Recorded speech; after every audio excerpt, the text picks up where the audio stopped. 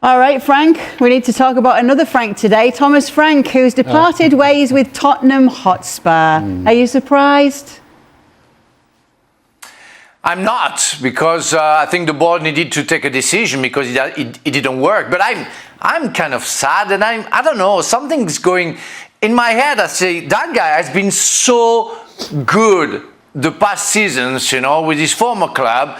How come he cannot transfer that to Tottenham Spurs? But we have seen that with many coaches at Spurs the past season. So maybe the players have to take some responsibilities in that matter, because you cannot be that good and be that bad the season after. Even if you change the club, your philosophy, your tactic, the way you want your players to play is kind of the same, because you want to keep, and you have a better personal, so-called individuals than your former club, but it doesn't work. And after such a long time and so many years where I didn't see anything coming with Spurs, a little bit, maybe at the beginning the player, they listen to the coach, and after they do whatever they want. And I always said that for that club, I think the board and even the fans, they have to put the pressure on the players. It's like the players, they do whatever they want, and nobody is kind of resentful towards the players who do, I would say, almost nothing. So fans have to react, the board has to decide, and make sure that the next coach you're going to get will be listened by the players. Yeah, it was 7 years of success at Brentford for Thomas Frank. So why didn't this translate to success at Spurs for him? I think the way that Spurs play the game matters at Tottenham to the fans. They hated it with Mourinho. I mean, they don't want to sit and watch a team that keeps it tight first and then tries to attack. And then, of course, you get Ange, and it goes completely the other way, and it's just too much. And so I think the pressure from the fans is a huge part of the problem. They're not signing world beaters. They're signing players who are good enough to fight for the Champions League spots, but they're not signing players that are good enough to win the Premier League. And so it has to be that pressure that's coming from the outside that Spurs teams just don't handle. We talked for years about Newcastle United fans thought that Newcastle should be winning the Premier League every year, winning the FA Cup, winning this, winning that. They look at themselves as a certain type of club. And I think Spurs fans are the same. They seem to think that they should be something that they haven't been. Well, have they ever been? So I think there seems to be such a pressure coming from the outside that on paper you've got players that are of a certain calibre that can't produce. And it can't just be down to the managers all the time. Now, there's no question, when you're sitting in 16th place in the Premier League, you're in trouble. But I don't think it's all down to Thomas Frank. I think a lot of it is to do with the pressure coming from the fans in particular. When you're this late into the season and Spurs are part of the relegation conversation, this goes on everybody. It's not just on Thomas Frank. It reflects poorly on the players, on the club, on the manager. But in addressing Thomas Frank in particular, and specifically him, when he knows his job is teetering, right? Barely hanging on. And I mean barely hanging on. You can't show up to a press conference to go and defend Cristian Romero and say the things that he said about him. This is a player that's usually not red carded. And then somebody from the news, a reporter, tells them, actually he's received the most red cards since he's been in the Premier League. That you don't know that, and you go out and do this, and then the expression on the face of Thomas Frank, like, ooh, what, I didn't know that. If I'm a fan that was defending Thomas Frank up until that point, that's when I say game, set, match. This guy's not connected. He doesn't know what players he has available. He doesn't know his own players. He doesn't know anything about my group. He has to go. If I had any faith going into that press conference with Thomas Frank, after that performance, I go, no, I'm out. This guy's already checked out. We need him out the door. Here are the next manager odds when it comes to Tottenham Hotspur, and which managers we'd be looking at to bring in to a club here and take over this group of players. Roberto De Zerbi, the favourite. Yes, remember him? 13-8 at the top of that list. What do you think of that, Frank?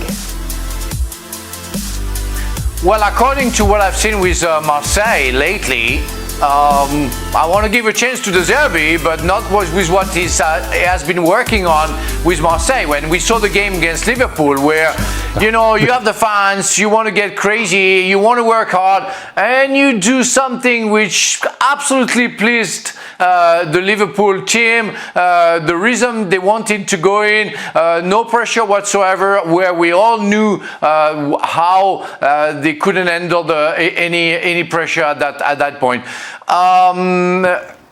I don't know. It's I still have some question marks. I'm not sure he's going to be the right guy. Well, let's try. His philosophy of football before Marseille has been absolutely interesting, but will he please Tottenham? I don't know. I don't know if there is anybody who can please the players and the board and the fans at the same time.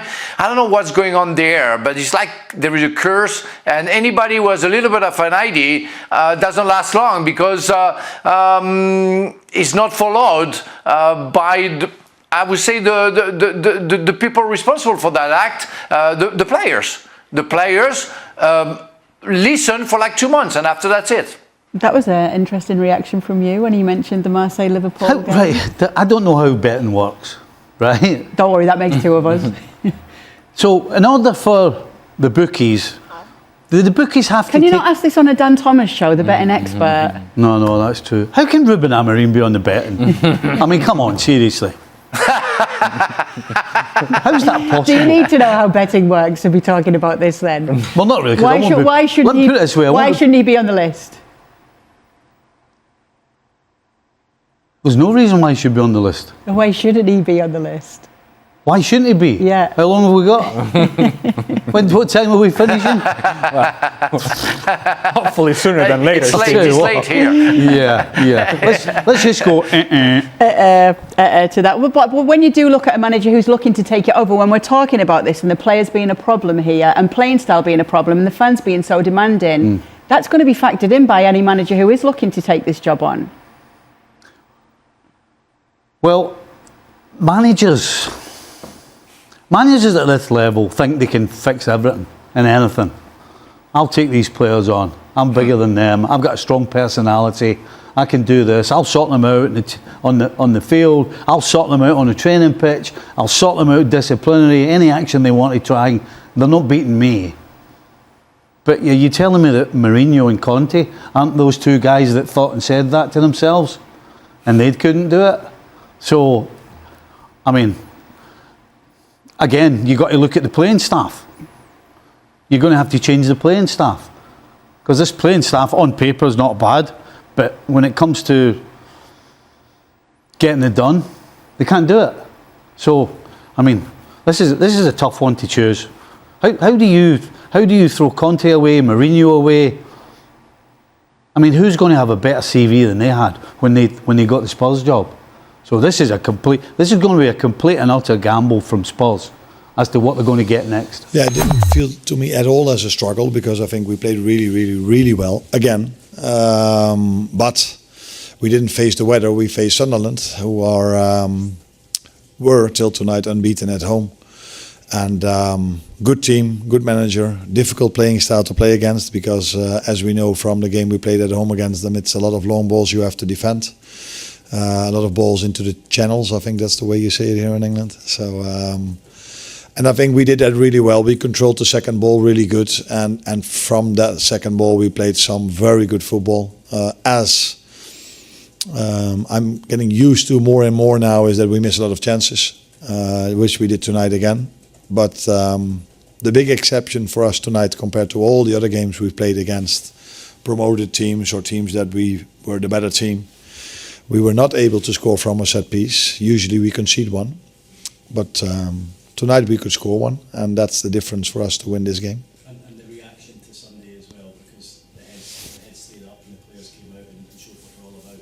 Yeah, but I don't think that's a surprise to anyone if you followed our season. We've had so many setbacks, so many disappointments, so many times that we were the better team on the pitch and we didn't get what we deserved. But 3 days later, players performed again, showed up again, and played usually a very good game. Not always leading to a result, but always leading to the fact that we were the better team on the pitch, as we were, in my opinion, tonight. After only 2 days off, an away game, difficult circumstances because it's not only raining, but the pitch was of course heavy as well. And usually that can impact then maybe something if you had 1 day less to recover compared to the other team. But I don't think I saw that today. I think I saw a very good performance from our side throughout the 90 and 97 minutes. Sorry, Go on, Martin. Go. how good was Florian Wirtz tonight? Are we really starting to see him shine in this Liverpool team? Not for the first time, he was really good. But recently, when he was really good, he was also involved in goals and assists. And I think today he was very close and maybe should have been on the scoreboard with the amount of quality he has. But it's good to see not only him, also other players developing so well. And playing another good game of football where we had such a big disappointment against City, where we played so well second half. Deserved so much more than we got. Another time, another goal conceded in extra time, another penalty conceded. So then to bounce back as we did today is a big compliment and a lot of credits to the players. After the Man City result and you saying you must qualify for the Champions League, is that the perfect response from the players tonight? Yeah, but we've shown that response so many times already this season, and now it's about the consistency in the results, because it's not a coincidence that we win here tonight or that we've won our games, because we're usually the better team on the pitch. It's more surprising to see that from all the times that we were the better team, we didn't make wins. But actually today you could again see the reason why. If you create so many chances and also moments where we could have 4 versus 3 situations, 3 versus 2 situations, then that should, with the quality we have, that will, by the way, lead to us scoring much more goals. Because in the end we needed a set piece to score, and we usually have against these teams 10 set pieces, but we usually, people of Liverpool can tell you, don't score from a set piece. But tonight we did, and that's then the biggest difference between Burnley at home. I can come up with all these Leeds away, Leeds at home, all these games where we drop points. But you're pleased right now, yeah? Pleased with another good performance. Like I said, I think if we want to make it more simple for ourselves, then it would be nice if we start scoring more goals. And can I just check on Endo? Obviously, no, it's only early, but it looked like a serious one. Yeah, it is a serious one. Yeah. How serious, we don't know yet, because that, of course, has to be assessed. Assessed is the word. Yeah. Assessed tomorrow, but it doesn't look good. Is it his ankle? Not too sure. No, I don't. It's his foot, but if it's his ankle or his foot, that is what we have to assess tomorrow.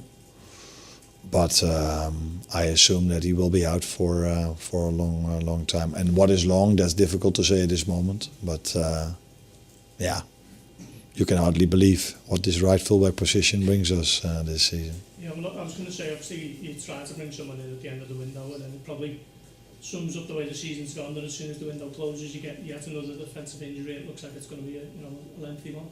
Yeah. When Geertruida came in, I thought for a second this would sum it completely up if he scores the 1-1, but fortunately he didn't. Bruce. Given the atmosphere tonight, and obviously they've not lost here this season till tonight, how pleased are you with the resilience your team showed, especially in the last 5-10 minutes when they were maybe piling on the pressure a little bit? Yeah, I think we had the biggest chance in the extra time with Mo Salah and a few other moments in extra time. So, but pleased to see how we defended, because there were a few times that we had to throw our bodies in front of the ball. I think Wata, but I pick him out because he had the injury. He stayed on the pitch with the injury he got and challenged for another in a set piece in another duel. And that mentality I saw throughout the whole team. Ibu played a great game against Brobby, who's always difficult to play against. Mo was doing his work off the ball a lot. Maka had a few very important tackles. But it was also really helpful that our fans were so loud. This stadium is of course known for the home fans, but I think the away fans tonight were incredible as well, especially in the last 20 minutes, throughout the whole game, but especially in the last 20 minutes when the team needed them. Maybe they felt, okay, it's gone wrong so many times in the final part of the season. Manager has tried to bring in defenders, has tried to bring in offensive play, but maybe now it's up to us to help the team, as they've done so many times, and that worked out really well. So I hope every time we have the lead, we away or at home, our fans can be as supportive as they've been for so many times, as they were tonight again as well. Greg, last one. Are you impressed with how Canate's turned around this season? Really good tonight. Impressed but not surprised. I think he's an example of almost our season. He's been so unlucky. He played sometimes 89 minutes very good, and then one moment just ruined our game, his game. Not always about him, but a few times that happened, and everybody was focused then on his mistake. But footballers make mistakes, and not always that ball goes in. And they just asked me about the last 10 minutes. I said, now the good thing is we did not concede a chance, because against City we did not concede a chance after the first minute, and then it took City 84 minutes to get their second chance, but that one went in. So the good thing was tonight that we hardly conceded a chance at all, and Ibu was a big part of that together with Virgil.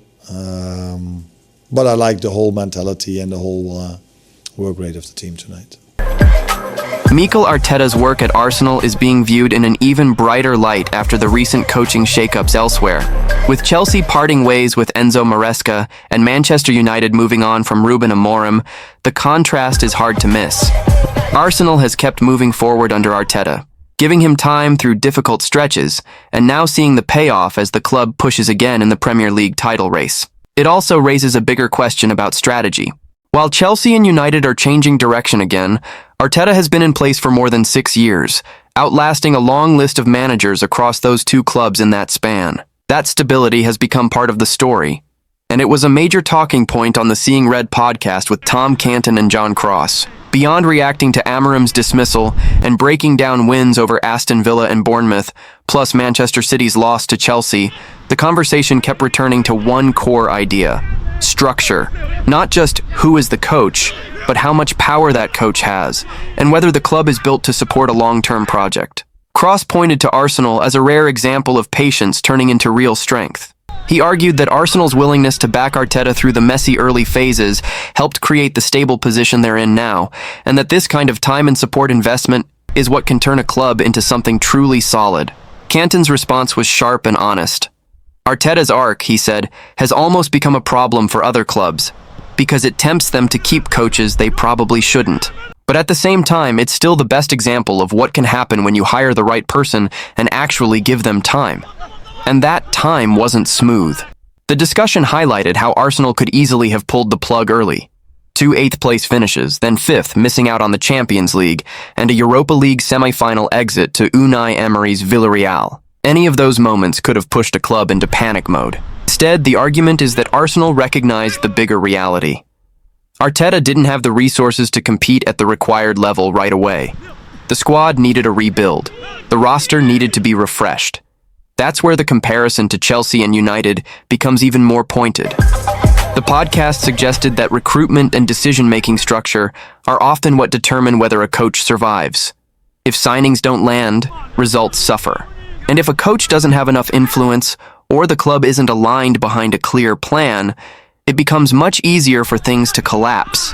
In other words, giving time only works if the coach is empowered to shape the team in a way that matches the vision. Cross also emphasized that Arteta's situation stood out because he pushed to be a true manager, not just a head coach. The idea is simple. Top coaches want a real say in the build, and they want the club to match what they were promised when they took the job. The discussion even pointed to how Arteta survived a low moment, like the home loss to Burnley, because the club stayed behind him. And in that period, with fan pressure affected by the COVID-era environment, Arsenal were able to hold their nerve instead of reacting emotionally. Meanwhile, the big unknowns now shift back to Chelsea and Manchester United. Who replaces Amorim? And how will the next chapter look at Chelsea? The answers may come sooner than people expect. But for Arsenal, the reality stays the same. They're stable, They're moving forward, and they're still in the title chase, while others are starting over again. And that contrast can shape how people judge every manager in the league. Because when two massive clubs hit the reset button again, it forces the same question Cross raised on the show. Is the quick switch actually fixing the problem, or just delaying the real work? The bigger takeaway from the discussion is that time isn't a magic solution by itself. It only becomes valuable when the club's structure supports the plan, and when the coach has the influence to push the squad in the direction he believes it needs to go. That's why the distinction between head coach and manager kept coming up. The podcast point is that if a coach is expected to own the results, he usually wants a meaningful say in the decisions that shape those results. And if he doesn't get that, patience alone won't save him. That's also where Arteta's early struggles get reframed. Those finishes and setbacks could have become a reason to panic. Instead, they became evidence of why alignment matters, because Arsenal chose to treat them as part of a build, not a final verdict. And once the squad was reshaped the way the club believed it needed to be, the results started to reflect that long-term approach. So the repercussions aren't just about Arsenal looking stable, it's about how stability changes your margin for error. When you don't reset every year, you're not constantly starting from zero. You're building on decisions, learning from setbacks, and keeping a clearer identity. For Chelsea and Manchester United, the immediate consequence is obvious. They're changing direction again, which means the next appointment carries even more weight. Because every new coach isn't just judged on results. He's judged on whether the club is finally giving him the structure and authority that the role demands. That's why the question at the end matters so much. Who will replace Amorim, and how will Liam Rosenior do at Chelsea? Because those answers will test the exact theme the show kept returning to: time, support, structure, and control. And for Arsenal, it's a different kind of pressure. Stability doesn't guarantee trophies, but it does keep you in the fight longer. And right now, while others restart, Arsenal get to stay focused on what they're already doing, chasing the Premier League title.